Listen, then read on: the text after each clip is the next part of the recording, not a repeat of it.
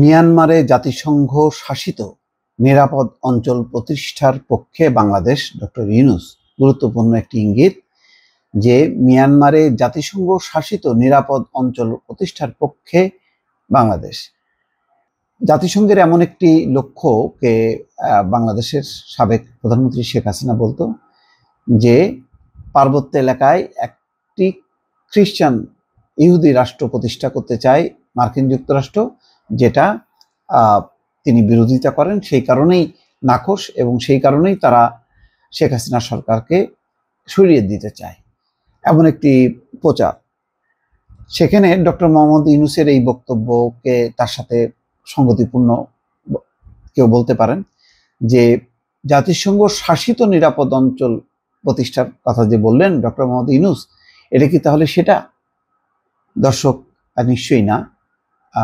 Doctor Mohammad Yunus যেটি বলছেন সেটা হচ্ছে এত পরিমাণ গৃহযুদ্ধ মিয়ানমারে, সুতরাং জাতিসংঘ যদি কোনো একটি অঞ্চলকে নিরাপদ ঘোষণা করে এবং সেখানে যদি শান্তিরক্ষী মিশন নিযুক্ত করে, তাহলে এই যে গৃহযুদ্ধের অবসান হবে এবং বাস্তুচ্যুত বাংলাদেশে এখন প্রায় 12 লাখ রোহিঙ্গা, তাদের একটা আশ্রয় হবে। সেই লক্ষ্য নিয়েই ডক্টর মোহাম্মদ ইউনূস বলেছেন, আমি যেটা ধারণা করি।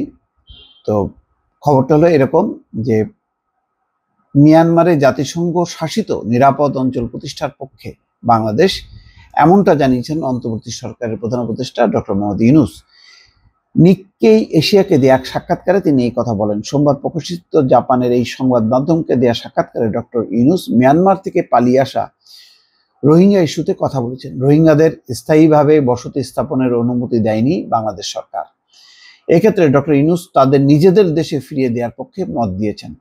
তিনি বলেন, এই দায় বাংলাদেশ কতদিন বহন করবে?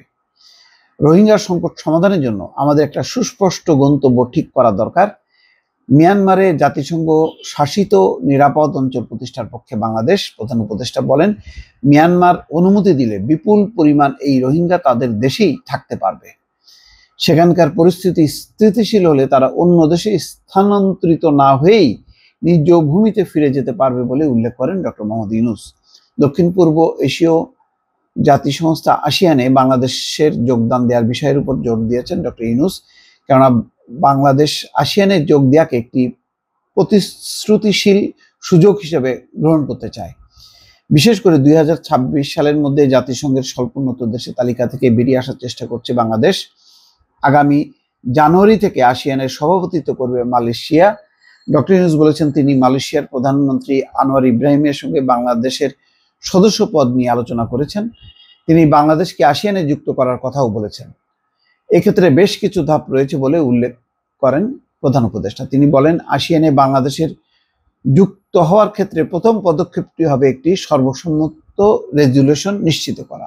আমরা আসিয়ানের মধ্যে একটা সেক্টরাল ডায়ালগ পার্টনার হিসেবে স্বীকৃতি অর্জনের আশা করছি। আসিয়ানের সদস্য দেশগুলো বাংলাদেশে এই প্রচেষ্টাকে সমর্থন করবে বলে আশাবাদ ব্যক্ত করেন ইউনূস। ডক্টর ইউনূসের সময় যদি বাংলাদেশ আসিয়ানের সদস্য হয়, নিঃসন্দেহে এটি একটা বিরাট গৌরব। এবং সাম্প্রতিক সময় যে আন্তর্জাতিকভাবে ভারত বাংলাদেশকে কোণঠাসা করার চেষ্টা করছে, তার বিপরীতে এটা একটা বড় অর্জন হবে বলে মনে করা হচ্ছে। তবে যেটি একটি গুরুত্বপূর্ণ বিষয় হচ্ছে, সত্যি সত্যি যদি মিয়ানমারে জাতিসংঘ শাসিত একটা নিরাপদ অঞ্চল প্রতিষ্ঠা করা যায়, যেটা ডক্টর মোহাম্মদ ইউনূস সমর্থন করছেন, তাহলে এই বাংলাদেশে অবস্থিত যেই 12 লাখ বা 13 লাখ রোহিঙ্গা, তাদের একটা পুনর্বাসন বা প্রত্যাবাসন একটা সহজ হবে বলেই অনেকে মনে করছেন। দর্শক, ভালো থাকবেন। আল্লাহ হাফেজ।